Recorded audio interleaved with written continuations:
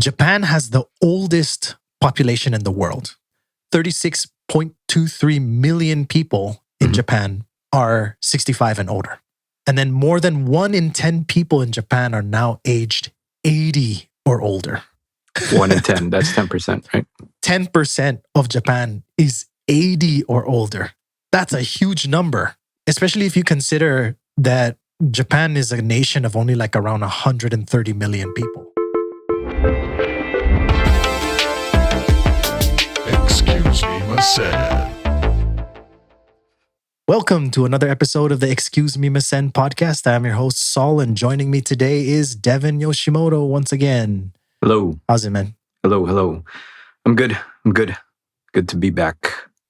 Yeah, so today's topic, man, I've been thinking about a lot recently, but Japan is an aging society. I'm pretty sure a lot of people know about this, but we have like firsthand experience seeing how it is on the ground. But before I get into that, like I wanted to just talk about how, and it's something that's related, like, you know about Japan's pension system, right? A little bit, yeah, I think so.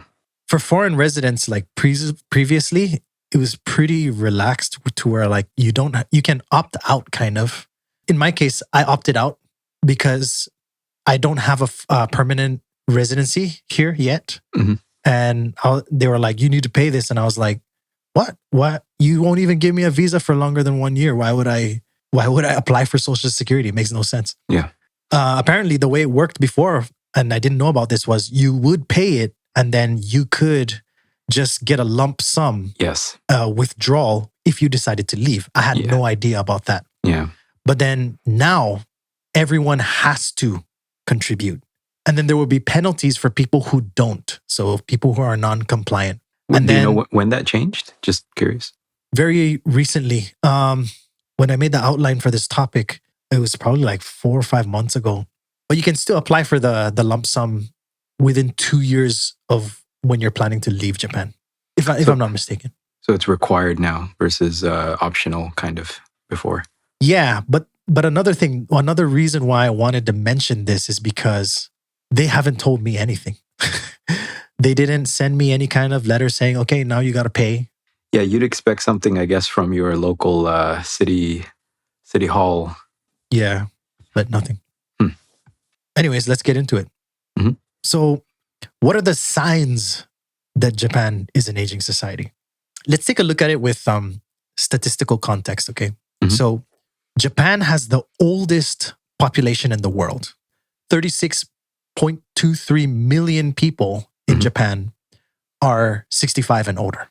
And then more than 1 in 10 people in Japan are now aged 80 or older. 1 in 10, that's 10%, right? 10% of Japan is 80 or older. That's a huge number, especially if you consider that Japan is a nation of only like around 130 million people. That's 13 million 80-year-olds or like people over 80. Yeah. That's a lot. For better context, and I'm going to mention this again later, people under 15 in Japan right now, there's only just under 15 million. So there's almost as many people over 80 than there are people under 15. Yeah. Is Japan an aging society? Oh, hell yeah. You bet. Yeah. Let's take a look at the signs. So for me, let's say when I go to the supermarket, some of you already know that on the first floor of my building, there's a supermarket. And whenever I go there to go shopping, if I just pick my head up and look around, I would say at least like 85% of the people in there are over 50 for sure. Over 50, yeah. Like everybody's got graying going on. Mm-hmm. What about with you? You ever notice anything like that? Okay. At the supermarket that I go to, I would say maybe like 60%, just rough from my memory going there. Not that much, yeah. I mean, there's a lot of kids in like younger families, it seems like here for me. Oh, okay. In your area, yeah. I guess because my place is right next to the station, the apartments that are near the station tend to be more expensive. So it's mostly a lot of older people that live in this area. Okay, yeah. We live further away from station, 10-minute bus ride. I see. Another sign that I notice is the persistence of cash-only establishments, and then the slow adaptation or the slow adoption of digital payment methods. Mhm. So like, again, on the first floor of my building, there is a takoyaki place. For some reason, it's pretty weird. They don't accept credit cards. They only accept cash and Rakuten points. I think I told you about this before. Hmm. You can't pay with your credit card, but you can pay with your phone if you have Rakuten and Rakuten points. Yeah, yeah. It's so weird. Do you know if that's only for that branch of that? Because I know what takoyaki place you're talking about, or is it like that company? I believe it's probably just that branch. But I mean, okay. my station is in Tokyo. Like I'm not like Yeah. outside of Tokyo or anything. I'm inside of Tokyo. And this is not one of those places where it's like an old dude by himself and then just doesn't want to get the credit card machine because he has to pay fees and Yeah. doesn't know how to use the machine and it just like wastes his time or whatever. Because that tends to be the reason why those Yeah. little shops don't want to do that. Yeah. This is like a chain restaurant. I'm not going to give the name because this is not sponsored. And if they want me to give the name, I want to get some free takoyaki. But yeah, another thing is fax machines, dude. When was the last time you saw a fax machine in the US? I don't know, but it was not in the US, but this is in Saipan, and it was in my Yeah. house. And Oh, that you was had when one? yeah, we had one. Well, it was a phone. Okay. I guess this is how all fax machines are. It was a phone. It was one machine with a phone, and then also a fax machine attached to it, like one unit. I don't know if you ever Yeah. seen those. In my case, it was a printer. Our printer had a fax machine and a phone attached to it. Yeah, and I was in Odaiba probably like 2 months ago. Yeah, I was in Odaiba with my wife and you know how, I think it's called Dex. Yeah, Dex. On like the second or third floor of Dex. Have you ever been to Odaiba? I mean, Dex in Odaiba? No, I don't know what Dex is. I've been to Odaiba maybe once. Okay, so there's a building called Dex. It's like a shopping mall called Okay. Dex. Okay. And on the third floor, they have this takoyaki museum. It's basically just all takoyaki restaurants. And then they have this one piece statue of like the ship and the characters. But on that floor, they have all kinds of like old school Japanese stuff. Like it just looks like it's like a blast from the past when you're walking through the aisle or that one hall. Yeah. And at the very end of it, I found this like Japanese candy shop. Mhm. And my wife and I were just walking around looking at all the cool stuff. And I found high C. And I was like, wow, they still have high C. And not only was it high C, but it was high C in the glass bottle, not in the Whoa, I've never seen that squeezy- before. Yeah. So I got one. I was like, yeah, of course I want to drink it. I want to see if I can remember what it tastes like. Yeah. And then when we were paying for it, the staff were sending a fax to order new products. Wow. Yeah, I was watching them do it. I was like, whoa, they still using the fax machine. Wow. And these are young people. They were not old. They were like in their 20s. Yeah. wait. They were doing it because they were in the retro zone of the Dex area. I don't think it was theme based. I think probably the owner of that place like left it there and Wow, just so wanted everybody You to follow actually that. witness a business sending a fax because you bought the last high C in the inventory. Actually, dude, that thing was full of ices. Like they had a lot of different kinds of drinks. Like they took the retroness of it like to the extreme. Let's order everything using a fax machine. Like, and I was even reading the thing. They were ordering men's underwear. Really? It just had like, it was a sheet of paper that looked like a page from a website that's selling products. And it had like the sizes that they wanted to order, how many pieces they wanted to order, and the SKU. Yeah. And then they just put it in the thing and just, and they were doing it to a bunch of different stuff. But it was all like characters, men's underwear.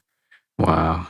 It's like when I used to mail orders from those paper catalogs, JCPenney or something. Just write it on a you used piece to of do paper. by the order form? Yeah. Well, I remember doing it once or twice with my mom or something. Oh, we had those, like 7? Yeah. That time, you know that business called Sharper Image. I mean that catalog. You remember that? That reminds me. You know Jim Gaffigan, right? Yeah. The comedian. He has this joke. I don't know if it's exactly how the joke went, but he was talking about Sharper Image. But he's like, look at all these peasants shopping for groceries at the supermarket. I get all my groceries from Sharper Image. God. Yeah. Another thing that we see is the ghost streets, where they had those businesses that used to thrive, but now it's just like an entire street of abandoned buildings, basically. And I myself haven't seen it because I'm in Tokyo, but I was watching Nomad Push on YouTube, Kato's YouTube channel.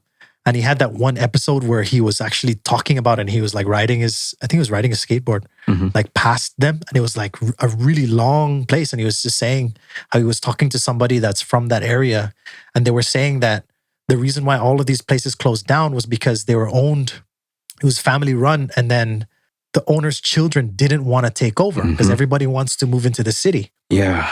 And so when they died, they just closed it down. And that's it. Well, this makes me think of Akiyas. You know, I don't know if you ever talked about this on your podcast before, but you know, Akiyas, right? The abandoned homes, abandoned family homes. No, I haven't talked about that. But I mean, it's basically the same thing. And this is something I see in my area, is that there are signs, posters everywhere for advertisements for this business that says, "Don't know what to do with your Akiya abandoned home? Come in here, we'll solve it for you." And they do whatever arrangements they can, fix it up or sell it or something like that, because people just don't want to deal with it. All these abandoned homes in the countryside, I guess. I haven't seen any of those here in Kasai, but one station over, Urayasu Station, which for people who need a little bit more information, Urayasu Station is the first station inside of Chiba from Kasai, and it's one station away from Disney. So like just walking around near the station, you'll see these houses that are made of like entirely made of roofing tin, and it's overgrown. You got the really long grass, you got vines growing all over it. Everything's rusted. And then you can still hear people like living inside. Yeah, and there's quite a few of them in Urayasu I've seen. I mean, maybe there's a difference between the rural area and the city, but if there's not enough younger people to revitalize or keep areas thriving, that they're just becoming abandoned businesses and homes and stuff, like that's a sign of an aging society. Like versus, I guess, like developing countries. Like I was talking about this with my wife the other day, like the Philippines or India or maybe even China. Oh no, China's slowing down, I think too. But they have a lot of young people being born, and it's like everywhere. It's just activity, and no, like India or Philippines, or maybe Brazil or something. All these other countries, young people, a lot of young people being born, and then it's just like activity everywhere, not abandoned homes and businesses disappearing and ghost streets and stuff. I heard that China lifted their one child per family limit. Did you hear about that? No. Oh, yeah, I heard about that, I think. Well, I don't know if they lifted it, but I just remember hearing somewhere that that's not happening anymore. Yeah, they lifted it because they were worried about ending up like how Japan is turning out right now. Yeah. But so let's move on to like the consequences of Japan being an aging society. So again, for statistical context, only 35% of companies in Japan focus on hiring or retaining workers over 55. Only 35% of those companies do that. And given how many senior citizens there are, that's a lot of people like missing out on the opportunity to have work if they need it, right? So you're looking at some danger in that area. But also Japan's GDP, even though it's one of the top in the world, it's looking at like extreme strain because of these demographic changes. Yeah. At the point of making this outline for today's episode, Japan's GDP was number 4. I heard that like another country's coming up and like right about to take over. Yeah, I just read something about this. I read this blog from this guy who writes about economics and stuff, and he just wrote about this. But yeah, basically what's in my head now is like, man, if your country over time is not having enough people to be productive and you're heading downwards, then that's like just a out of control avalanche that unless you do something, you're just headed straight to like zero GDP or something like that. Yeah, man, it's going to spiral out of control. Yeah. And that's one of the scary things, especially right now, because the yen rate is so weak. Mm-hmm. But we're going to talk about that. But let's look at the economic impact. So by 2040, over a third of Japan's population will be 65 or older. We're looking at almost 30 now. And this is going to contribute to, of course, a shrinking workforce, right? And this affects the productivity and economic growth, prompting Japan to raise the retirement age to 70 to address labor shortages and the rising pension costs. Yeah. That's another thing about the pension is it's the same thing as in the US, at least in Saipan, like you're supposed to pay into the pension system so that when you become old, you can benefit from it, right? Oh, yeah. So it's going to the older people now. It's going to the older people now. And that's happening in Japan. I read because about there's it. too many of them. Because the money's not enough because, for the money's amount not of enough. people that need it. Exactly. Yeah, this is one of those consequences. And I was reading about this too. Oh, sorry to interrupt, but just that's one of the levers that you can pull as a government, I guess, is like just make people work longer. Yeah. And we're going to talk about like the different strategies that Japan is taking to try and not even mitigate, but to eliminate this problem. But all right, so let's take a look at the social impact. So because Japan is an aging society, this is actually changing the family dynamics and putting pressure on the younger generations to care for their elderly relatives. And if you think about it, if they don't have enough people to take care of elderly people, then the younger people are going to be having to split up their responsibilities between taking care of their relatives and working. That means if you have, let's say, a husband and a wife, let's say one of them will have to take care of their elderly relative and the other one will have to work, which would put even more strain on the workforce. Yeah, less GDP again. Workforce. And then there's also like a growing number of elderly people that live alone. And this, of course, is going to lead to social isolation and can cause all kinds of issues, maybe not on a large scale, but of course, you don't want to see people suffering because of it.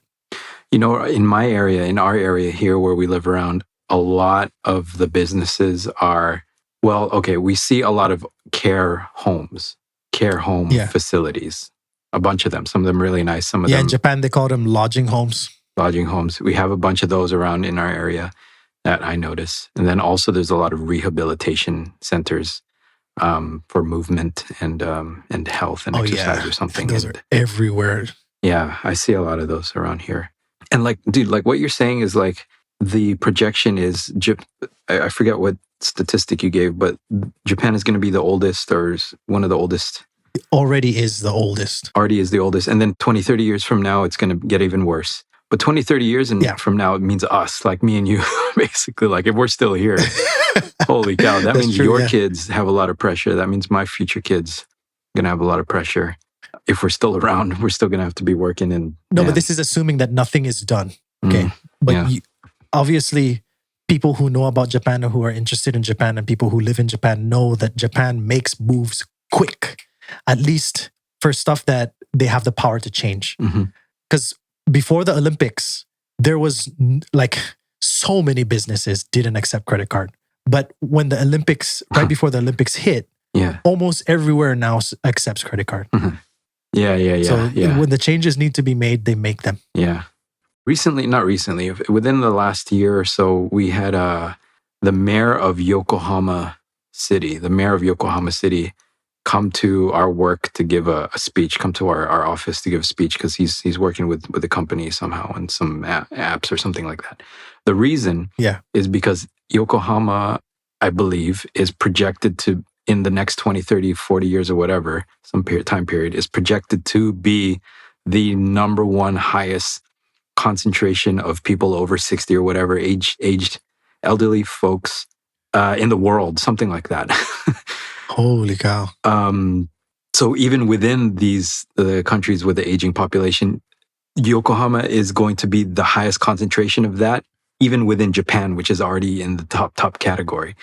So that means that's why the mayor is working on stuff now, I guess, on like all these programs. Yeah, I remember this. He was talking about this. All these programs for how elderly people can be happy, like in their life, like exercise, build a community, do something, because it's like they're gonna elderly people like us later on and people now are gonna have to do something to be happy on our own. And he's talking about apps they can build for people to try to stay engaged and exercise and stuff directly targeted at elderly people. And and the reason is because of that.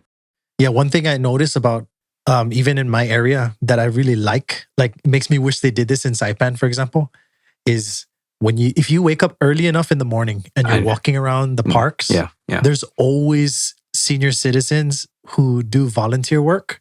Oh. And I don't know if they get paid. Yeah. Some of them get paid. Some of them do it volunteer, and some of them probably get paid. But they're cleaning the parks every morning. I've seen this. And they do it multiple times a day to try to stay active. Have you ever seen Radio Taiso or Radio Taiso? Yeah, it sounds like it was recorded in the 1930s. Yeah. Have you seen older people doing that somewhere around your area? In the morning? In the morning? Yeah, okay. Because I see that They do too. this thing where they're like... Yeah. It's almost like a almost jumping jack without jumping. It's a jack. Yeah, but just imagine, it sounds like it was recorded during World War II. Yeah. But that's part of it too. Because I've seen that, when I was living in Ikebukuro, when we were living in Ikebukuro, I woke up, when I would get up early, I'd see volunteers of older folks going around picking up trash and stuff and like cleaning things up, just walking. Yeah, so let's move on. Just a minute ago, I was talking about how the government, of course, is going to make moves to try to solve this problem. And they do have some initiatives that are instigated by the government and by the community. Let me get started with the statistical context again. Okay, so again, the number of older adults aged 65 and older in Japan is at 36.2 million people, and that surpasses that of children aged 0 to 14 at 14.4 million people. That's way more older people than there are kids. And then this is even just 0 to 14. So of course there's 14 to 19, but then that number in itself is just pretty crazy. If you live in Japan and you have a wife, get cracking. You need to pump them out as fast as possible. Let's solve this problem together. Yeah. And you get, and there's a lot of incentives for getting money from the government for childcare. Yes. We're going to talk about that. Yeah. And then by 2036, people aged 65 and older will represent a third of Japan's population. So by 2036, it's going to be around the 33% range. That's not that far. That's 11 years from now. Yeah, so let's get into the initiatives. So the first one, and we've talked, I don't know if it was with you, but in a previous episode, I talked about the Ikumen initiative. Oh yes, we talked about this. I remember this. I don't believe this is ongoing. I believe they abandoned it because when they looked at the stats, how things changed, the number that they wanted to change, which is the number of children being born, didn't actually go up. It continued to go down. But one thing that did go up was the father's contribution to raising children. Like a lot of fathers started to become more involved in child rearing. So it did have a positive effect, but not the effect that they were hoping for. Yep. Another thing that happened is it promoted like a work-life balance. Because the father was more involved, it allows the mother to also be able to have a job or a part-time job. I think if you're American, pretty much you're an ikumen. Yeah, it's kind of it's pretty standard for a father to be involved in America in the child rearing. Yeah. Whereas I think that's another effect of Japan being an aging society. Like because so many people are over 65, a lot of the norms haven't changed yet. And one of them is how fathers just work and work and work and work. And then the mother just stays home and takes care of the kids.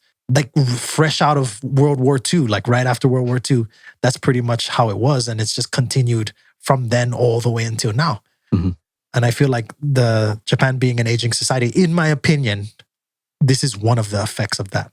So I'm saying, like, you know, you learn from your parents, right? Oh, And yeah, yeah. a lot of the parents are still alive.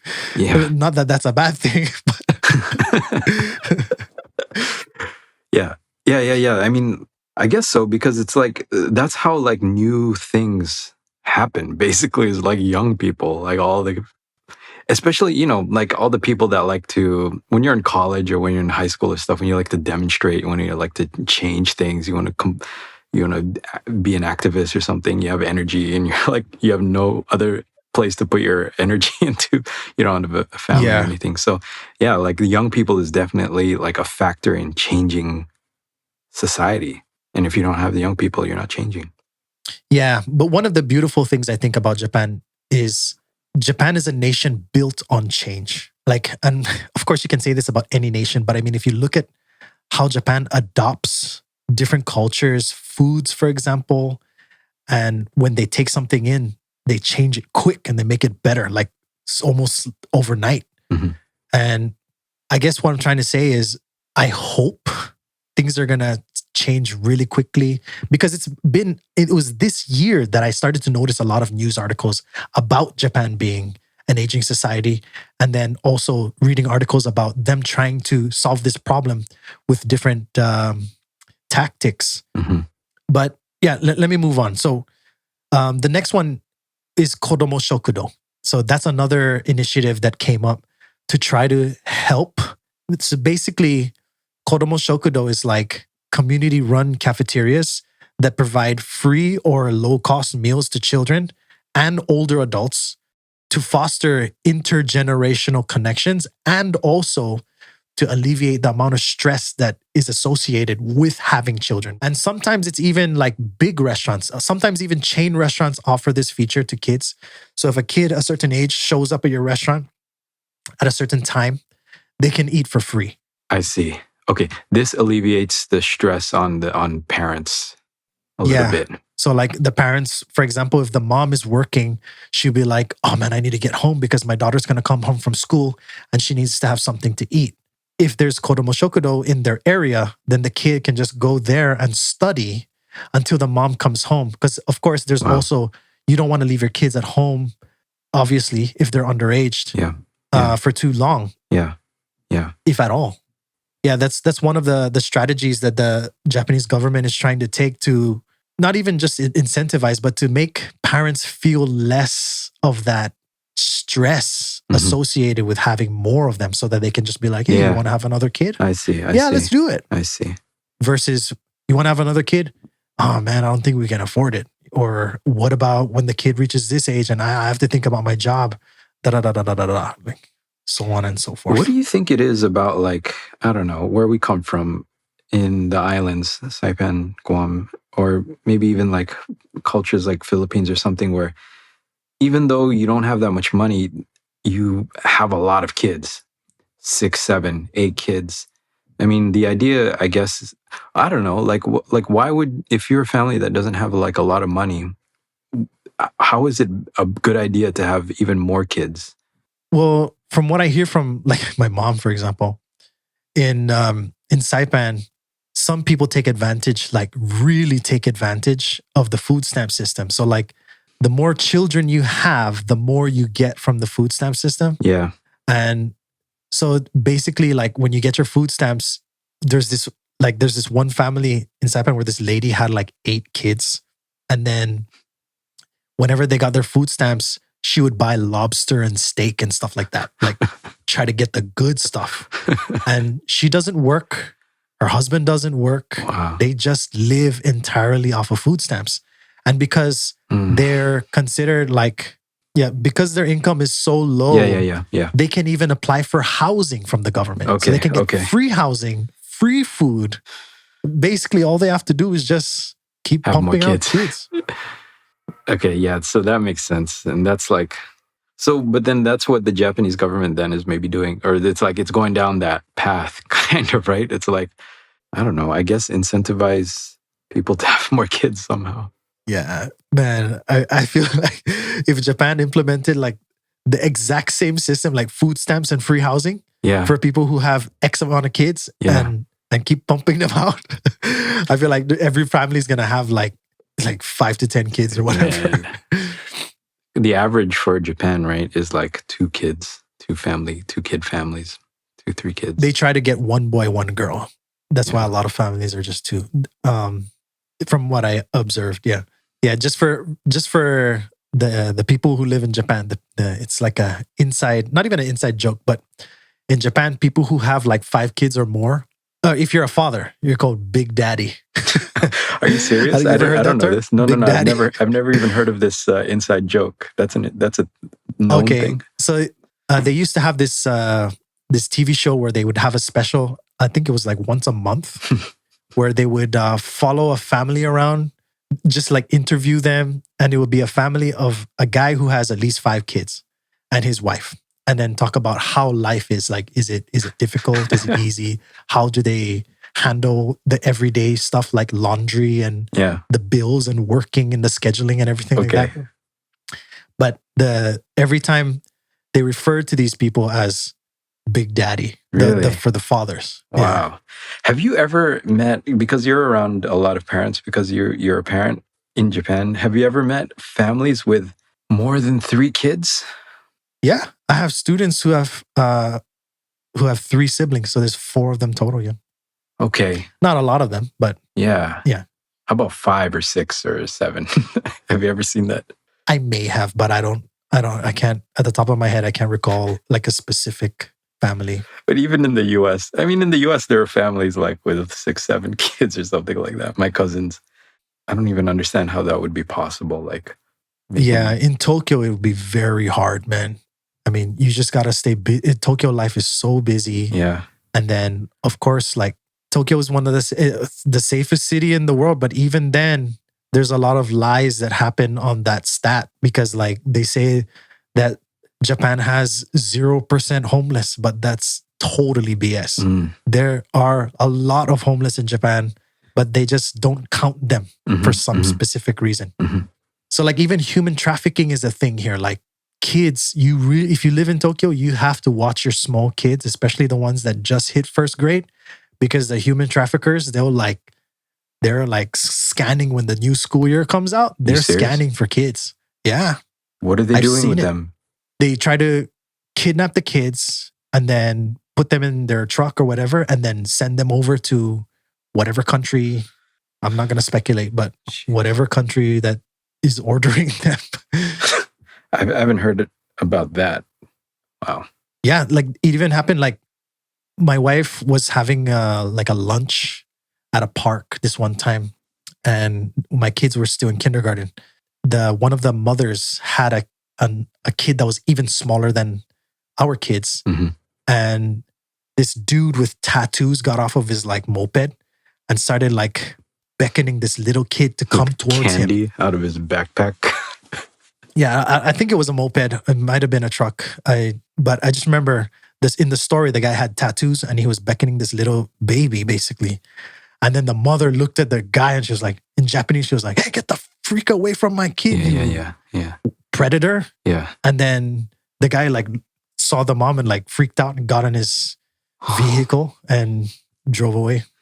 Anyways, another government initiative. I'm not sure if this is actually government, but there's this thing in Japan called NISA, which is Nippon Individual Savings Account. Have you heard of this? Yes, I have. We're doing it.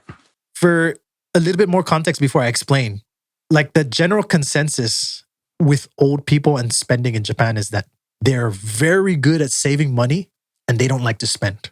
So the more, just think of this, right? If you have 30% of your nation just putting their money away in a regular savings account that does not get invested, right, that is very bad for the economy, right? It's just sitting there. So they created this thing, NISA, which is, it's a tax advantaged account to encourage savings and investments among the Japanese population. I think it's specifically targeted towards senior citizens, but everyone can join.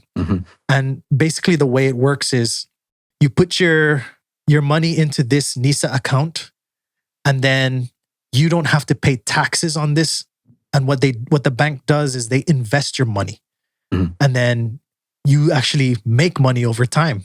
and it's taxed free. So you don't have to pay any taxes on it. Yeah, That- I guess their goal is just to get the money moving again. Man, I didn't know that that's what it was, actually, the way you explained it. I thought it was just some random thing for tax advantage investment or something. But yeah, now the way you're explaining it in this conversation, I see exactly what it is now.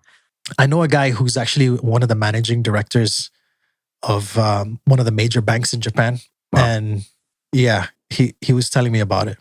Yeah, and so it's exactly what you said just now, right? Just to get the money moving into To get the money moving. doing something instead of just sitting there. I guess that's less about Japan being an aging society and more about like how the yen is so weak. Yeah. Well, it is. I mean, because you said that, that's a sort of a habit or like a characteristic of older Japanese people, or maybe, older Japanese people is that they tend to save a lot. And if you have if your population is aging, you have a lot of money just sitting there. Next thing you know, Wow. that's 30% of the entire nation. And it's like, okay, we need to get that money moving so we can fix what's going on. There's also changes in foreigner startup visa requirements to try to incentivize foreigners to actually come in and start their own businesses.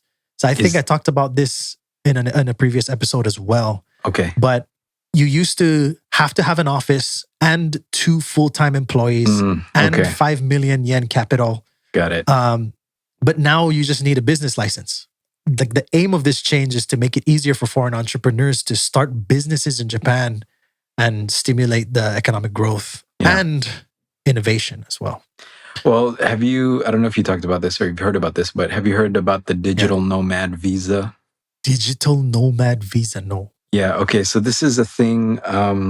So what this is basically is a way for people who do their work completely online, like whatever, software engineers or something. Say you're an American and you want to live in Japan and work. You can't do that legally. But now there is a way. As of, I don't know, last year or something, you're European or American or whatever, anywhere.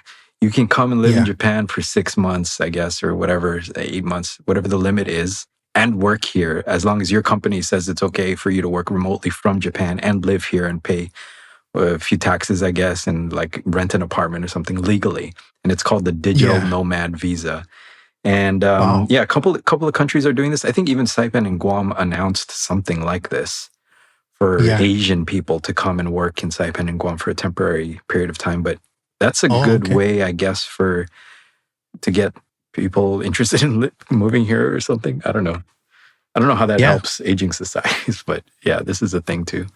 Yeah, but even like I read on Nikkei's news site, major corporations in Japan are hiring overseas people like by the boatload. Maybe I should choose a bigger number, but boatload sounds kind of racist. But they're hiring outsiders like crazy to try to make up for the lack of employees. Like they just need staff and they can't get them right now. So they're trying to hire from overseas. But the huge problem is because yen is so weak, people are reluctant to actually come.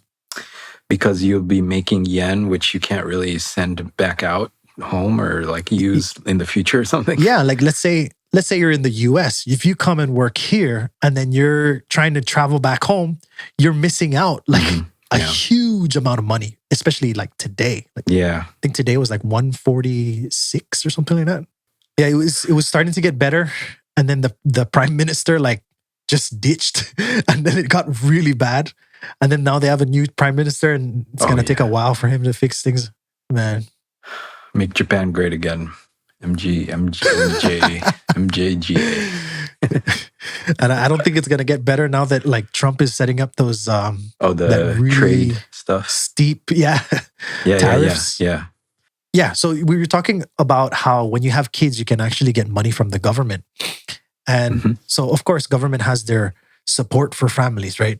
So the Japanese government is expanding child allowances, which is what I guess is what it's called. And so from October 2024, which is a month ago, because this is being recorded in November, families will receive 15,000 yen per child per month for the first and second children up to age 2 and 10,000 yen per child from the age 3 through high school.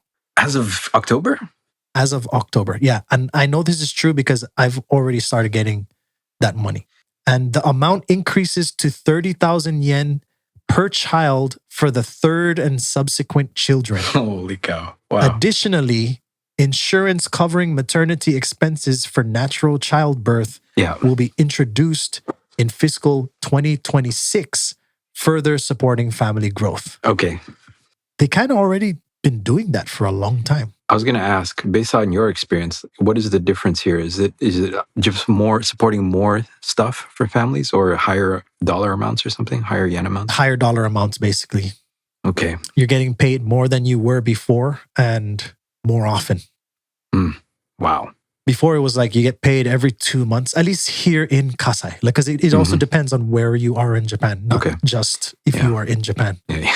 And same thing goes for like giving birth. Yeah. Because like I think I talked about this in a previous episode as well. But when my wife was going to the hospital for our second child and third, there were times where all they had to do was like do like a quick checkup, and we only had to pay like $20. And then whenever they had to do like blood work, we had to end up paying like $200 to $300 each time. Yeah. And then when the bill came out for the actual birth, it was like $4,000. $4,000 to have a baby. Yeah. But when we had our second kid, it was like you get reimbursed. And when we had our third kid, they just take care of the expenses completely. Okay. Like, you don't even have to pay it. But that's in this area, in Edogawa. Yeah, so let's talk about some possible solutions. Let me start with some context, okay? The number of older adults surpasses the number of children, as I said earlier, by a lot. And then by 2036, people age 65 and over will represent over 33% of Japan's population. I heard that major tech companies in Japan, they're trying to develop robotics and AI to support older adults. Oh, yeah. Including robotic caregivers and AI-driven health monitoring systems. Yeah. Have you seen the Elon Musk robot, the Tesla bot or whatever that's supposed to be your house helper? Yeah. I saw Marques Brownlee went to the thing, and it was like the robot was walking around, but it actually wasn't AI. There was a person on the other end like talking to you. Oh, really? Okay. I gotta watch that. So it's funny. Yeah, they weren't really showcasing how it is. They were showcasing how they expect it to be when it actually rolls out for real. Yeah. But Japan, so yeah, I mean, like all the business, I mean, there's literally so many business opportunities to see how to solve this problem. So there's so many businesses doing this, especially with AI and stuff in robotics these days. And Japan is like a leader in robotics too. So yeah, man, this is going to be interesting to see what happens, what comes out.